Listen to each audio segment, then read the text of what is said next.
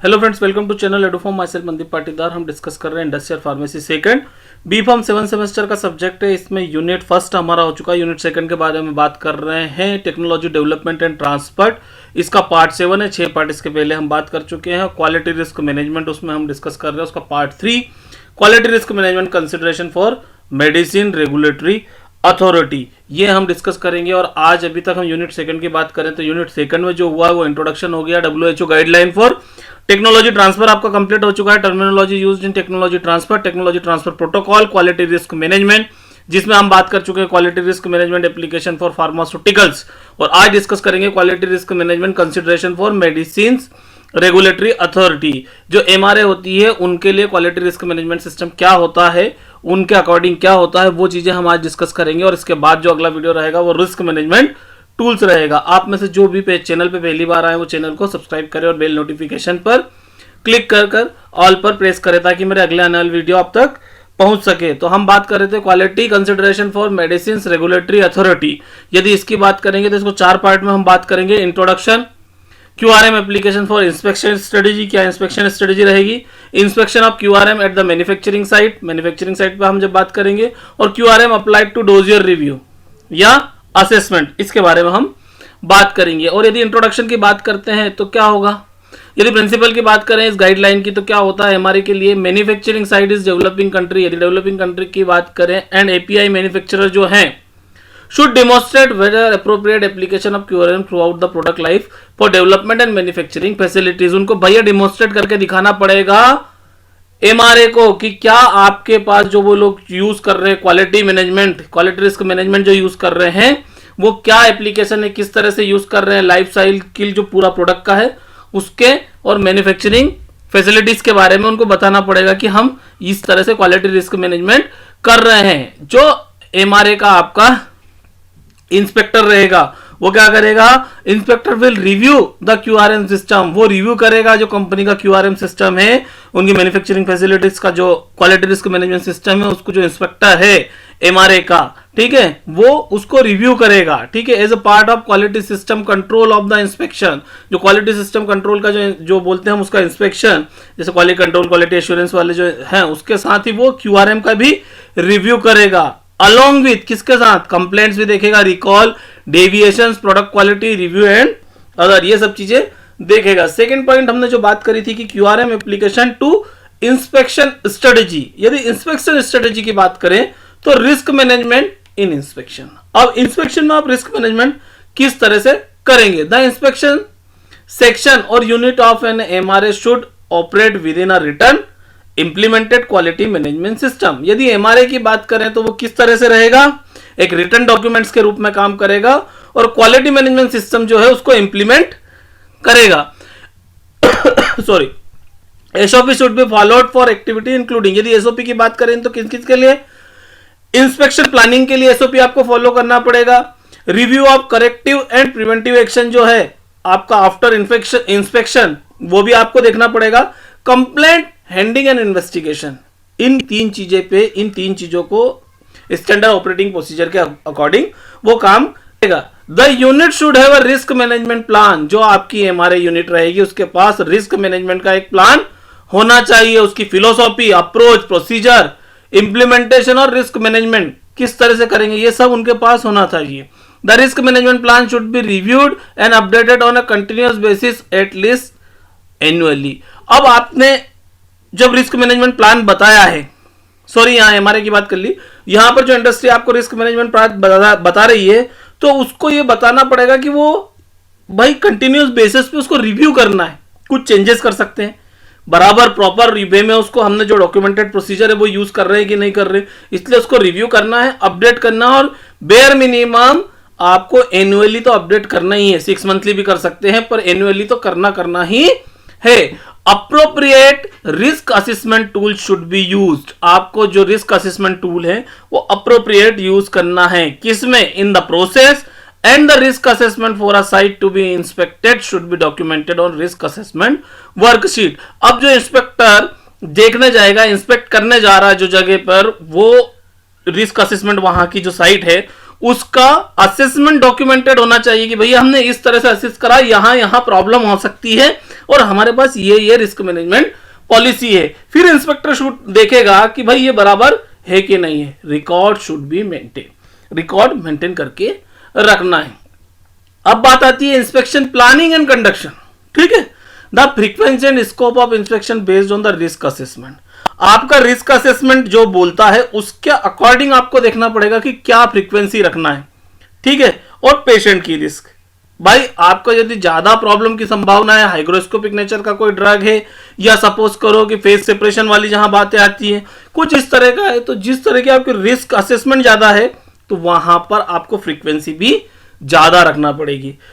Risk rating should normally be done only for the site that have been previously inspected. फिर आप क्या करेंगे, यदि कोई जो इंस्पेक्टर है या कोई दूसरा इंस्पेक्टर है या कोई दूसरी एजेंसी है, उसने उस पर्टिकुलर साइट का रिस्क असेसमेंट कर लिया है, उसको कर लिया है, तो आप उसको रेटिंग जब देंगे जब उसका पहले बार एक रिस्क असेसमेंट हो चुका है, इंस्पेक्शन हो चुका है। The risk assessment worksheet should be completed after every inspection.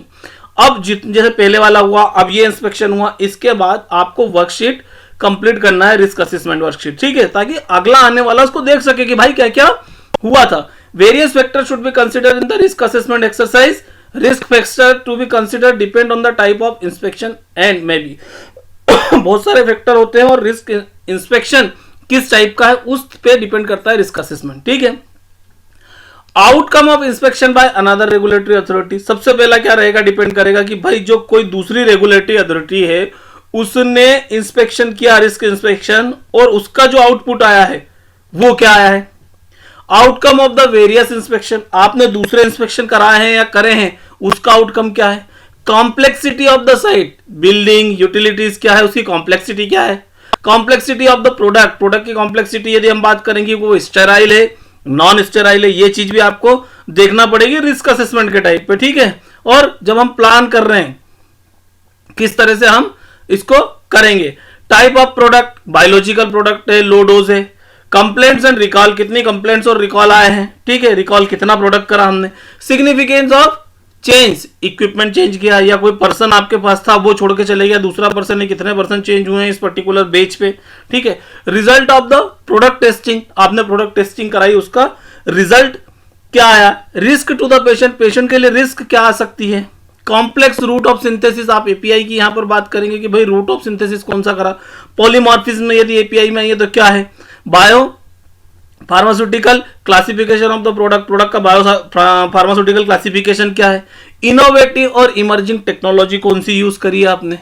The number of inspector and number of days required for the inspection as well as the scope of the inspection should be determined based on the risk rating of the site inspection. अब जब एक बार आप करवा चुके उसके बाद उसकी जो व्यक्ति जाएगा वो कितने इंस्पेक्टर लग रहे हैं और कितने दिन में रिस्क इंस्पेक्शन हो रहा है उसके ऊपर रेटिंग डिवाइड होती है, वो उसके ऊपर रेटिंग देके जाएगा। Inspection report should contain finding and observation, आपकी जो इंस्पेक्शन रिपोर्ट है वो आपको उसमें ये चीज होना चाहिए। अपने इंस्पेक्शन तो करा रहे लेकिन आपका क्या फाइंडिंग रही, क्या ऑब्जर्वेशन रहा, ये उस रिपोर्ट में होना चाहिए। Observation should be classified as critical, major और माइनर।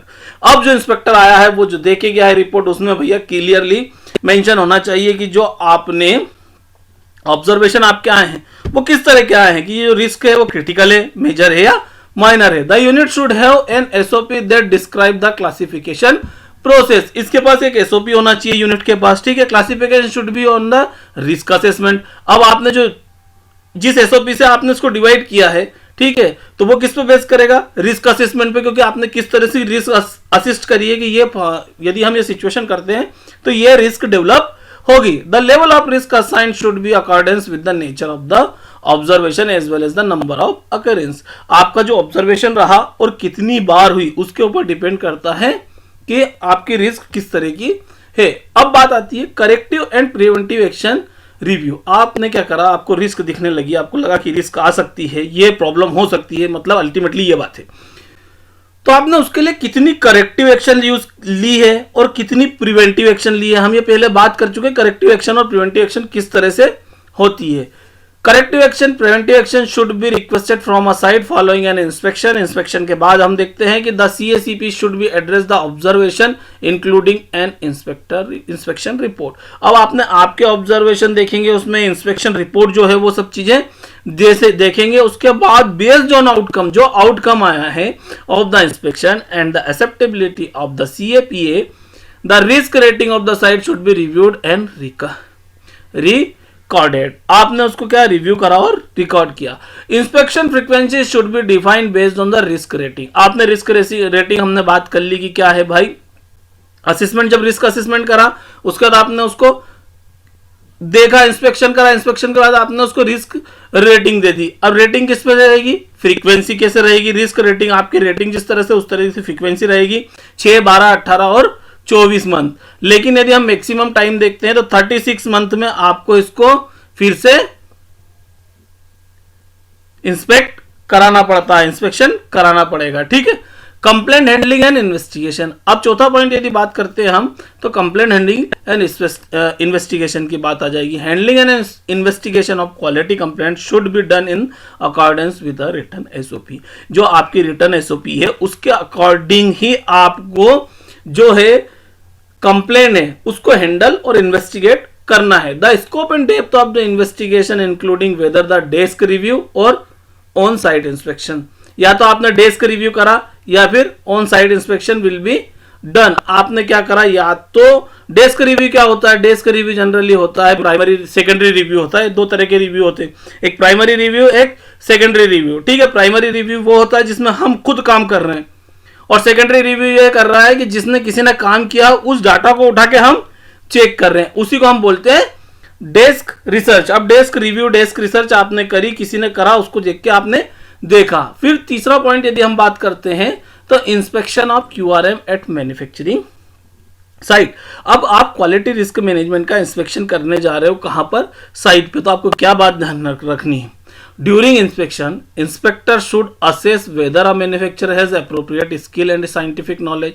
सबसे पहले उसको देखना है कि जो मैन्युफैक्चरर, जो इंस्पेक्टर जाएगा उसको ये देखना है कि जो मैन्युफैक्चरर है उसके पास बराबर प्रॉपर स्किल या साइंटिफिक नॉलेज है या नहीं है, as well as product and process knowledge. उसको प्रोडक्ट और प्रोसेस का नॉलेज है कि नहीं।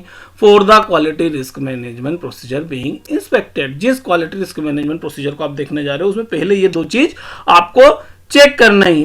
This is also relevant whether a company has made use of the contract parties. ये कभी कभी आप कॉन्ट्रैक्ट पार्टी से भी कराती है बहुत सारी कंपनियां, ठीक है।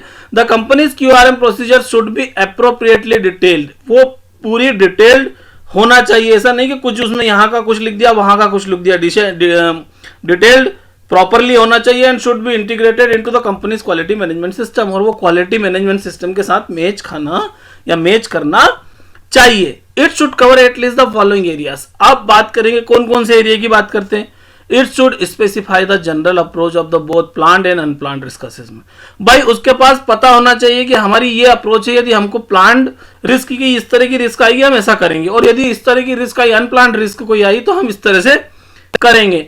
क्या रहेगा, किस किस तरह से असेसमेंट करोगे, उसका स्कोप, रिस्पॉन्सिबिलिटी कौन है, कंट्रोल्स कैसे करोगे, अप्रूवल, मैनेजमेंट सिस्टम क्या है, एप्लीकेबिलिटी ऑन एक्सक्लूजन। ये सब तरह से आप इस तरह से इसको देखोगे। फिर आती है जो पर्सन हम बार बार करते हैं, जो पर्सन रिस्क असेसमेंट का काम करेगा, QRM का काम करेगा, वो क्या होना चाहिए, अप्रोप्रिएट क्वालिफिकेशन उसके पास होना चाहिए, एक्सपीरियंस उसके पास होना चाहिए और ट्रेनिंग उसके पास होना चाहिए। Their responsibility with regard to the QRM should be clearly defined. हम पहले ही बात कर चुके हैं कि क्या होगा कि स्कोप और ट्रेनिंग जो हमने बात करी थी क्वालिटी रिस्क मैनेजमेंट में, फार्मास्यूटिकल में, वही बात आ गई कि भाई उसका रिस्पॉन्सिबिलिटी उसको पता होना चाहिए। Senior management should be involve in the identification and implementation of QR principle within the company. आपका जो मैनेजमेंट है और उसमें भी जो सीनियर पर्सन है वो आइडेंटिफिकेशन और इंप्लीमेंटेशन में इन्वॉल्व होना चाहिए, वो लोग उसमें होना चाहिए। किसके, क्वालिटी रिस्क मैनेजमेंट में। The risk management procedure for each area of application should be clearly defined. Her area की जो हर तरह का क्वालिटी रिस्क मैनेजमेंट है, हर अलग अलग एरिया का, प्रोडक्शन का, क्वालिटी कंट्रोल का, वो क्लियरली डिफाइंड होना चाहिए। Quality assurance principle should be applied to the QRM related documents. Quality assurance system भी यहां पर इन डॉक्यूमेंट्स में अप्लाई हो सकता है, जैसे कि आपने रिव्यू करा, अप्रूवल कराया, इंप्लीमेंटेशन और अचीविंग आपने किस तरह से करा, ठीक है। QRM policies and procedure should be clear, बात आ गई हमने समझ में, हम पहले भी बोलते हैं कि क्लियर होना चाहिए और फॉलो करना चाहिए, किसको सिस्टमेटिक तरीके और लॉजिकल तरीके से वो होना चाहिए। दो procedure for risk management should B implemented, अब आपकी जो रिस्क मैनेजमेंट की जो प्रोसीजर है वो इंप्लीमेंट भी होना चाहिए, ऐसा नहीं है कि वो ऑन पेपर ही है। Manufacturer should identify significant risk and consider all relevant data from reliable source. अब मैनेजमेंट को पता करना, जो मैन्युफैक्चरर है उसको क्या करना पड़ा है, आइडेंटिफाई करना है रिस्क, और आप उसके पास जो रिलायबल डाटा सोर्स है उससे सबको उसको देखना पड़ेगा। The level of effort on resource use the risk assessment should be appropriate to the importance of the identification problem. Critical issue should be addressed with the appropriate urgency and formality. यदि कोई critical issue आता है तो उसको क्या करना, तुरंत और सिस्टमेटिक तरीके से एड्रेस करना चाहिए। There should be logical selection of tools का सिलेक्शन बिल्कुल लॉजिकल तरीके से होना चाहिए। Risk acceptance criteria should be appropriate, एक तो अप्रोप्रिएट होना चाहिए और क्लियर होना चाहिए। अभी आप जिससे काम करा रहे हो उसको समझ ही नहीं आ रहा कि भाई ये जो एक्सेप्टेंस क्राइटेरिया में इसको इस रेंज में एक्सेप्ट करूं या नहीं करूं, तो इस तरह से वो क्लियर होना चाहिए। Risk assessment should not underrate the severity और not over detection of the awareness resulting in the underestimating patient risk. ना आपको अंडर एस्टिमेट करना, ना ओवर एस्टिमेट करना, आपको एक जो रिस्क असेसमेंट है जो बिल्कुल लॉजिकल होता है उतना करना है। The risk assessment criteria should be appropriate for the specific situation in the question. Risk control should be effective. The company should have a review program होना चाहिए, इफेक्टिव होना चाहिए। आपको जो रिव्यू प्रोग्राम क्यों करते हैं, क्योंकि जो आप रिस्क असेसमेंट कर रहे हो, क्वालिटी रिस्क मैनेजमेंट कर रहे हो, ये इफेक्टिव है या नहीं है। Risk based decision should be science based, ये साइंस बेस्ड होना चाहिए कि आप डिसीजन जो ले रहे हो। All documentation related to the QRM activity should be completed within the responsible period, एक टाइम पीरियड के अंदर होना चाहिए। पता पड़ा आप क्वालिटी रिस्क मैनेजमेंट कर ही जा रहे हैं और पता पड़ा वो लॉट बन के 3 महीने हो गए, तो कब करेंगे, ठीक है। Risk assessment perform should be reviewed when appropriate and additional control implemented when required। आपको एडिशनल कंट्रोल की यदि जरूरत है कब एम्प्लॉय करेंगे, तो ये आपको इसका असेसमेंट करके रखना है। Personal should be trained and assessed in the principle of QRM, वही बात आ जाती है बार बार की ट्रेनिंग उसकी होना चाहिए। Where appropriate a team of member of personal should participate in QRM process, team member सारे पार्टिसिपेट करना चाहिए। QRM applied to dossier review या असेसमेंट की बात कर रहे हैं। The assessment process of national medical regulatory authorities rely on QRM principle in the management of resource as well as in the management of the product related risk factor. ये किस पे based करती है, यदि बात करते हैं तो आपको अल्टीमेटली रिस्क फैक्टर क्या है उसका मैनेजमेंट किस तरह से आप कर रहे हैं। Efficient management of resource minimize the risk. आपने यदि मैनेजमेंट आपका सही है, क्वालिटी रिस्क मैनेजमेंट सही है, तो जो रिस्क है वो कम होने की संभावना सबसे ज्यादा होती है। Key factor to the consider including the prioritization of the dossiers, the screening process, identification of the specific risk factor, वही यहां पर रिस्क असेसमेंट पे ज्यादा फोकस दिया जाता है। In addition product related risk factor must be managed, आपको manage करना आना चाहिए throughout the life cycle, पूरी लाइफ साइकिल में रिस्क जो है, रिस्क मैनेजमेंट सिस्टम वो काम करना चाहिए। The allocation of priority of dossier should be taken into account the therapeutic needs of the regional population. ठीक, डिजीज अकरेंस, अब हम बात करते हैं यहाँ पे क्वालिटी रिस्क मैनेजमेंट पे, तो डिजीज अकरेंस क्या है, the need for paediatric formulation की जरूरत है या नहीं है, कॉम्बिनेशन प्रोडक्ट की जरूरत है या नहीं, और कॉम्बिनेशन प्रोडक्ट क्यों बना रहे हैं, और एक्सपीरियंस विद द इनोवेटिव और emerging technology and availability of medicine on the market में मेडिसिन की अवेलेबिलिटी क्या होगी, ये सब आपकी रिस्क मैनेजमेंट के सिस्टम में आती है। जैसे अभी हमारा पेंडेमिक कंडीशन चल रहा है, तो इसमें आप किस तरह से मैनेजमेंट करेंगे, किस तरह से आप देखेंगे। जैसे मानने के लिए अभी हम वैक्सीनेशन की बात कर रहे हैं, वैक्सीनेशन हो रहा है, लेकिन इसका लॉन्ग टर्म इफेक्ट क्या है, ये सब चीजें देखते हुए ही वैक्सीन इतना लेट हो रहा है, तो ये सारा रिस्क असेसमेंट कर रहे हैं ना वो भाई कि कोई साइड इफेक्ट या आगे चल के कोई प्रॉब्लम ना हो जाए। इसी को हम बोलते हैं risk management, risk assessment, product के रिगार्डिंग भी, साथ ही साथ पेशेंट के रिगार्डिंग भी। Other consideration related to the prioritization based on the medical need may include fix dose combination, आप देखेंगे, versus single ingredient, fix dose combination versus single dose, co-packed product, एक प्रोडक्ट अलग अलग आते हैं, आपने देखा होगा एक साथ कॉम्बिनेशन में आते हैं, extended release product, versus product administrator 2 और 3 डेली डोज, हमने देखा ना कोई एक एक्सटेंडेड रिलीज दे दिया। तो इस तरह की आपको सब देखना पड़ेगा। The screening process examines the completeness of a dossier. Screening ensure that the only those dossiers that are meet to minimum standard for the completeness can either into the full assessment process। भाई requirement जो आपकी है, जो आपका system है, उसके according जो चीज पूरी होती है उसी को हम आगे जाने देंगे। Identification of dossier related and product related risk factor allow for the allocation of appropriate resource specific dossiers. Possible risk factor क्या क्या हो सकते हैं आपके? The experience and track record of the manufacturer, आपको ये रखना है। नैरो थेरापेटिक रेंज प्रोडक्ट, इस पे ध्यान रखना है। Sterile versus non sterile API. API related consideration की बात करेंगे तो क्या होगा? Use semi synthetic and fermented product आपने यूज कराई दी। कॉम्प्लेक्स रूट ऑफ सिंथेसिस रहा, पॉलीमॉर्फिज्म रहा, आइसोमेरिज्म और potential genotoxic impurities. Product related consideration की बात करें तो यूज ऑफ नोवेल एक्सिपिएंट की हम यहाँ पर बात करें। कॉम्प्लेक्सिटी ऑफ जो फॉर्मुलेशन, ये आपको देखना पड़ेगा कि भाई इसकी क्वालिटी क्या आगे इफेक्ट हो सकती है। Single ingredient versus fix dose combination, आपने फिक्स डोज कॉम्बिनेशन करा तो आगे क्या प्रॉब्लम होगी। स्पेशल डिलीवरी सिस्टम हम जो बात करते हैं, मॉडिफाइड रिलीज, ट्रांसडर्मल पेच, इनहेलेशन प्रोडक्ट, इनको बना तो लिया पर इनका आगे क्या पेशेंट पे क्या क्या प्रॉब्लम हो सकती है, नहीं हो सकती है। The risk level associated with the dossier may change during the course of assessment. Rejection of the bioequivalence study result in the additional time.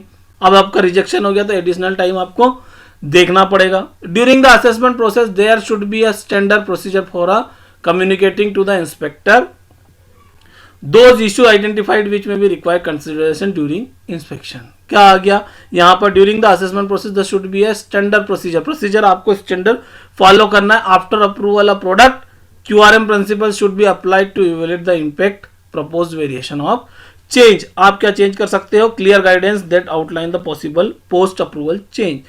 Post approval change आप यदि करते हैं तो उसके लिए क्लियरली एक गाइडलाइन होना चाहिए। Assign as a associated risk level, उसके साथ रिस्क लेवल क्या हो सकता है। रेफरेंसेस की यदि बात करें तो WHO.INT पे आपको ये पूरा क्वालिटी रिस्क मैनेजमेंट देखने को मिल जाएगा और कुछ गूगल से मैंने लिया है। Thank you. यदि वीडियो पसंद आया तो लाइक, शेयर और सब्सक्राइब करिए।